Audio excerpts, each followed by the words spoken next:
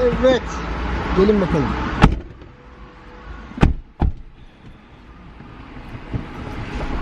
Evet arkadaşlar. Bu hafta YouTube kanalımızın yeni bölümünde konumuz stüdyo fotoğrafçılığını outdoor ve indoor mekanlarda yapacağız. Fakat konumuz Acro Yoga. Şimdi süper bir ekiple beraberim. Size ekibi tanıştıracağım. Emre, zaten tanıyorsunuz. Emre göster kendini. Neslihan.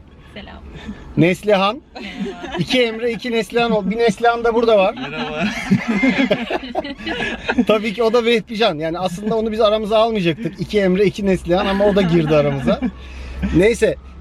Çok süper bir bölümü olacak diye düşünüyorum. Özellikle moda, portre fotoğrafçılarının da çok işine yarayacaktır. Stüdyo ışıklarını böyle enteresan bir konuda nasıl kullanacağımızı, onların bazı detaylarını anlatacağım size. Başlıyoruz.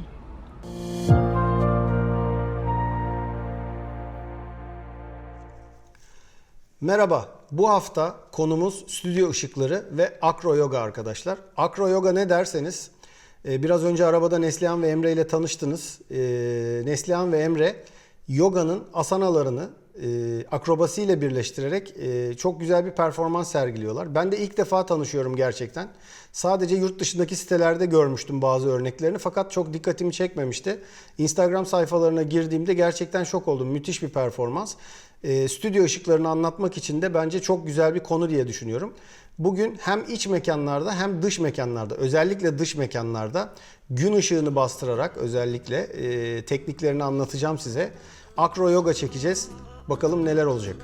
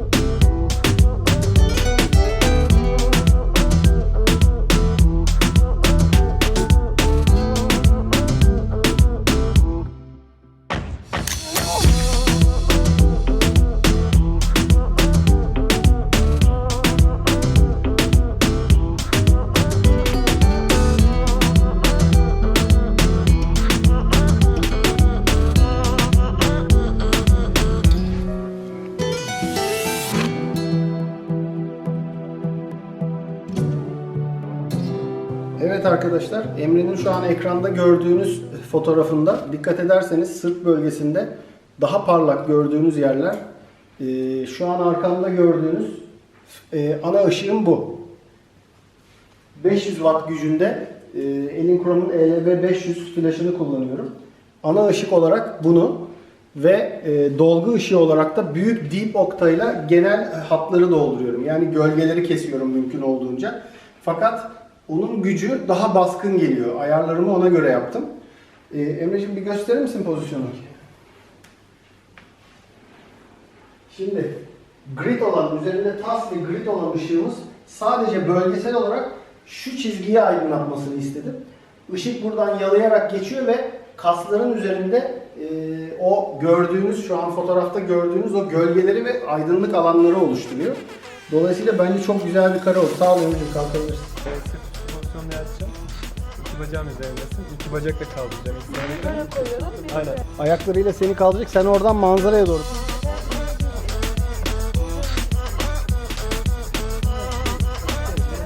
Aynen, o kadar oraya değil, daha ışığa doğru. Çakıyor. Yani evet, kafa bize doğru olacak. Aynen.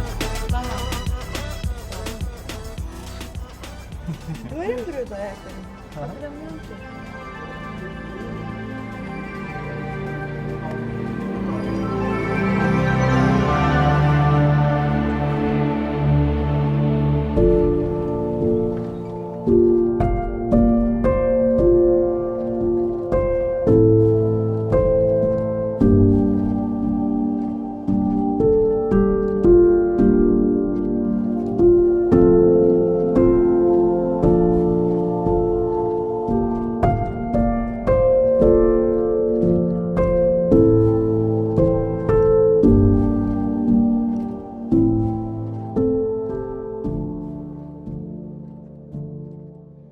Evet arkadaşlar, ilk fotoğrafımızla incelemeye başlayalım. Şimdi burada gördüğünüz iki tane ışık kullanıyorum. Bir tanesini Ali Ceylan ağacın arkasına saklanmış. Tam arkadan istediğim yerden Neslihan'ın sırtına doğru veriyor. O da Emre'nin tek bacağının üzerine oturmuş çayını kahvesini içip Homode'yi sokuyor. Günlük bir rutini sanki mübarek, bakar mısınız? Işıklarımın güçleri arkadaşlar 500 watt. İki ışığım da 500 watt güçte. 500 watt güçte iki ışıkla gün ışığını bastırabiliyorsunuz. Şu an bu fotoğrafın çekildiği saat 2.30-3 gibi arkadaşlar. Ve sağ tarafta gördüğünüz kafada ELB500'ün kafasında bir TAS dediğim bir ışık şekillendirici var. Bu ışık şekillendirici ışığı daha sert olmasını sağlıyor ve yönü şu an şurada çizdiğim gibi size bakın. Bu şekilde ışığı dağıtıyor ve bu sert bir ışık arkadaşlar. Işık sert geliyor. Neden? Üzerinde bir yönlendirici yok. Daha doğrusu bir grid mesela yok. Üzerine bir grid veya bir softbox olmadığı için direkt çıplak flaşın patlattığı ışık. Burada özellikle bunu yapmak istiyorum. Çünkü modelimizin sırtında ve saçında şurada görmüş olduğunuz bu saçtaki etkiyi görmek istiyorum. Eğer üzerinde bir grid olsaydı bu gridin sadece şeyi şöyle kırmızıyla göstereyim size. Yönü şu şekilde olacaktı arkadaşlar. Sadece bu bölgeye etki edecekti grid olsaydı. Gridin amacı bu. Tek bir noktaya fazla yayılmadan ilerideki bölümlerde size göstereceğim örneklerini. Kırmızıyı götürelim. Evet. İkinci ışığımda ise softbox Deep Oak'ta Rotalux'un softbox'u var. Buradaki ışığın yönü de şöyle gösterebilirim size, bakın. Burada daha geniş bir alana yayılıyor ve bu ışıkta arkadaşlar yumuşak bir ışık. Işık yumuşak geliyor çünkü üzerinde bir softbox var. Ayarlar ise 5.5 6.3'e kadar çıktığını düşünün. 5.5 ve bu da 4.7. Sıfırdan başlıyor.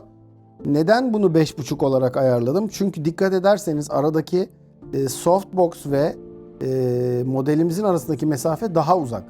Bir de softbox var üzerinde. Işığı yumuşatan bir eleman var. Dolayısıyla burada gücü biraz daha fazla almak istedim. Zaten bu yakın olmasına rağmen sert bir ışık almak istediğimde sağ taraftakinde, Ali'nin elinde tuttuğu ışıkta istediğim etkiyi alabildim. Şimdi isterseniz burada bir de orijinal fotoğrafa bakalım. Bu layer'ları kapatalım ve bunu açalım. Üstüne gelelim. Evet. Şu an sarının yaptığı etkiyi görüyorsunuz. Saçtaki ve sırttaki etkiyi. Oldukça güzel bir fotoğraf oldu. Hemen bunun değerlerine de bakalım. Ne yapmışız? Bunu kapatırsak eğer, yok, açık kalsın. Hemen onu da yazalım arkadaşlar. 1/2000 enstantane f 2.8. 1/2000'de gün ışığını sanki biraz daha akşama doğruymuş gibi yapıp flaşın görüntüsünü biraz daha ön plana çıkarmış oldum ve oldukça hoşuma gitti. Orijinal fotoğrafa dönersek eğer, finaldeki fotoğrafımız bu arkadaşlar. Evet arkadaşlar, ikinci fotoğrafta tüm ayarlar aynı. 1/2000 tekrar. Hemen onları yazalım buraya. Hop. 1/2000 f 2.8 makinamızın ayarları. Işık aynı, her şey aynı. Bir tek yaptığımız şey ne biliyor musunuz arkadaşlar? Bu iki softbox'la ışığın yerini değiştirmek oldu. Çünkü burada istediğim, pardon, hemen rengimizi seçelim. Burada istediğimiz B'nin ışığının Neslihan'a biraz daha çok arkada kalmasın ki kolunda ve saçında o sert ışığın, çizginin etkisini görelim. A'da ise, hemen A'yı da yazalım. A'da ise birazcık yönü biraz önce buradaydı. Buradan biraz daha aldım bir tarafa ve çünkü bu sefer bana dönük bir açıyla duruyor Neslihan.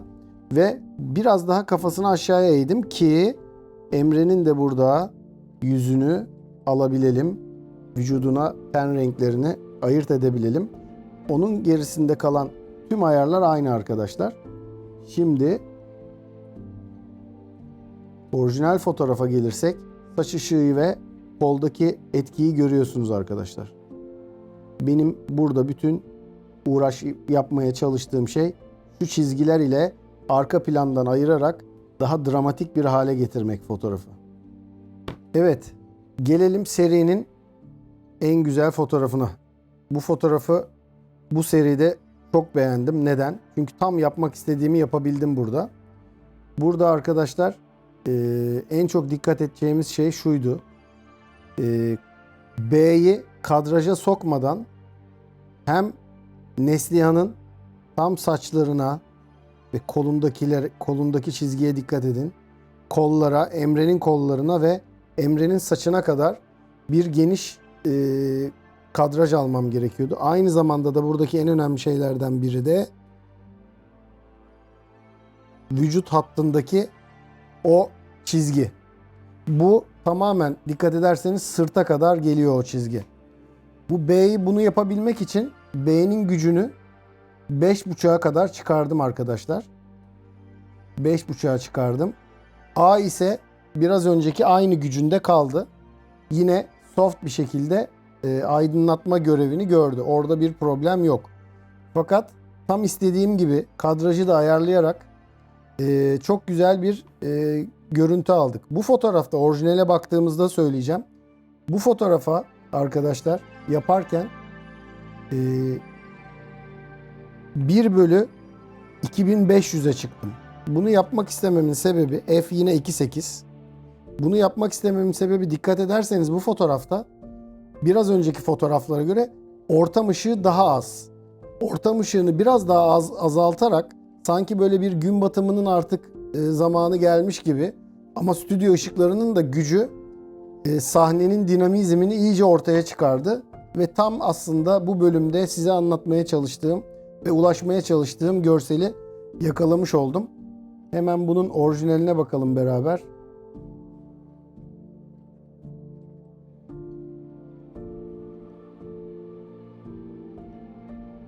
Görüyor musunuz arkadaşlar? Saç ışığı, Emre'nin de Neslihan'ın da yüzünde de aydınlatma var. A'dan gelen, softbox'tan gelen ışık. Bu tarafta çok yumuşak. Fakat şuradan şöyle dikkat ederseniz B'den gelen şu çizgilerdeki güzellik çok hoşuma gidiyor. Saçta ve vücut hattında. Dolayısıyla bu tam istediğim arka plandan komple ayırdı. Bazıları ya bunu buraya Photoshop'la mı koymuşsun falan dedi çünkü gördükleri zaman. Oysa siz de gördünüz tamamen yerinde çekilmiş bir fotoğraf ve bence çok da başarılı oldu. Evet, hemen hızlıca son fotoğrafa geçiyorum. Son fotoğrafta yer değiştirdik. Hem hareketimiz hem yerimiz değişti. Bu sefer arka plana şöyle bir doğa görüntüsü koyalım dedik. Gördüğünüz gibi A 5.5, B 6.3 arkadaşlar. Neden 6.3? Çünkü B'yi normale göre daha geriye koyduk. Geriye gittikçe hem aydınlattığı alan biraz daha genişlesin istedim. Hem de zaten çimenlerde de görüyorsunuz bakın B'den gelen ışığın etkisini. Hem de Emre'nin vücuduna da biraz gelmesini istedim ışığın. Fakat mesafe uzadığı için gücünün artması gerekiyordu. Çünkü bir önceki güçlerde bu mesafeye koyarsanız ışığın mesafesi modelinize uzaklaştıkça gücü de azalır. O yüzden gücü arttırmanız gerekiyor. Onu kompanse etmeniz gerekiyor. A'da ise yine soft bir ışıkla istediğimizi elde ettik. Burada arkadaşlar en önemli şeylerden bir tanesi şu. Artık saat ileri saatlere gelmeye başladı ve benim de ortam ışığım azalmaya başladı. Ortam ışığım azalmaya başladığı için bu fotoğrafta 1/800 enstantane kullandım. Biraz öncekilerde 2500'e kadar çıkmıştık hatırlıyorsanız. 1/800 enstantane ve f2.8 kullandım tekrar. Dolayısıyla ortam ışığını birazcık daha almam gerekti. Çünkü gün batımına doğru ışık değeri de düşmeye başladı. Şimdi size orijinal fotoğrafı göstereceğim.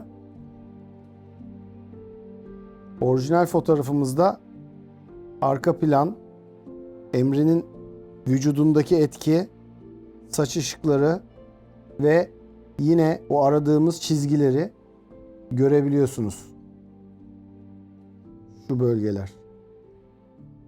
Saç. Burada da A'dan gelen saç ışığı ve yumuşak ışığı görebiliyorsunuz arkadaşlar. Bu fotoğrafta size bir şey daha göstermek istedim. Biraz sonra da bahsedeceğim ondan. Buradan çıkalım hemen ve iki farklı etkiyi gösteriyorum arkadaşlar size. Burada 1/800'de çekilmiş fotoğrafı görüyorsunuz. Burada ise 1/1250'de çekilmiş fotoğrafı görüyorsunuz. Enstantane hızımız ortam ışığını azaltmaya ve çoğaltmaya yarıyor. Gördüğünüz gibi stüdyo ışıklarının değerleri aynı. Fakat enstantaneler değiştiği zaman gördüğünüz gibi ortam ışığı sağdaki fotoğrafa göre biraz daha düşük. Daha fazla stüdyo ışıklarının etkisi ön planda. Evet arkadaşlar, bugünkü çekimi tamamladık. Neslihan'la Emre'ye de çok teşekkür ediyorum. Gerçekten süper işler başarıyorlar. Bugün biraz size neden bu iki flaşı dış mekanda kullandığımı anlatmak istiyorum. Normalde iç mekanda da çektik. Flash fotoğrafçılığına yeni başlayanlar bilirler. Bazı flaşlarda, özellikle eski flaşlarda 1/250'nin üzerine çıkamıyordunuz enstantane olarak. Çünkü obturatörün hızına 1/250 enstantane çıkıldığı anda üzerine senkronize olamıyordu ve sahnenin yarısı karanlık oluyordu. Bu mutlaka başınıza gelmiştir.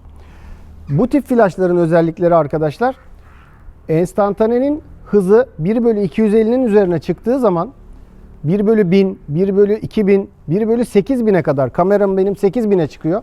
1/8000'e kadar senkronize oluyor. Bu ne demek? 1/8000'de birinci perde açılıp ikinci perde kapanana kadar ki o incecik bir ara orası. O arada flash saniyede yüzlerce kez patlatıyor. Biz onu bir tek flash gibi görüyoruz. Oysa bu teknolojide bateriden aldığı güçle flash yüzlerce kez flash patlatıyor. Dolayısıyla 1/2000'lerde de dolduruyor sahneyi, ışığı. Peki bu benim nasıl işime yarıyor? Benim fotoğrafçı olarak bugün bunu yapmak istememin sebebi, ortam ışığında birincisi güneşin ışığı çok sert biliyorsunuz. Çok koyu gölgeler kalıyor içeride. Flash'la o gölgeleri doldurmuş oluyorsunuz. Birinci amacım bu. İkinci amacım daha dramatik bir etki yaratmak. Nasıl? Biliyorsunuz flash kullanırken diyafram her zaman flash'ın gücünü, enstantane ayarı ise hep ortam ışığını etkiler. Yani siz ortam ışığını biraz azaltmak istiyorsanız 1/1000'den 1/1600'e çıkabilirsiniz. 1/1250'ye çıkabilirsiniz. Bunu yaptığınız zaman flash'ın gücü, Neslihan'la Emre'nin çektiğimiz fotoğraflarında şu an görüyorsunuz. Mesela örnekte gördüğünüz fotoğrafta 1/1600'de çektim. Flash'ın gücü aynı. Fakat 1/1800'de 2000'de çektiğim bir fotoğrafta ortam ışığı biraz daha kararıyor. Daha dramatik hale geliyor. Flash'ın gücü daha ortaya çıkıyor. Pardon. Dolayısıyla bu flashların yaratıcı etkileri bunlar. Artık bu tip flashları dışarıya çıkarıp hem iç mekanlarda hem de dış mekanlarda kolaylıkla kullanabiliyoruz. Bugünkü çekimimiz de çok güzel oldu. Neslihan'la Emre'ye çok teşekkür ediyorum. Gerçekten ekip olarak biz de şaşırdık yani yaptıkları işlere. çok zor bir şeyi başarıyorlar ve böyle çok normalmiş gibi yapıyorlar. Eve gidip denesek mi diye düşünüyoruz hep beraber bunları. Bu yaştan sonra biraz zor ama bugünü böyle bitiriyoruz. Çok keyifli bir çekim oldu değil mi çocuklar? Harikaydı. Aynen. Bu tip videoların devam etmesini istiyorsanız abone olmayı, beğenmeyi unutmayın lütfen. Çok teşekkür ederiz. Görüşmek üzere.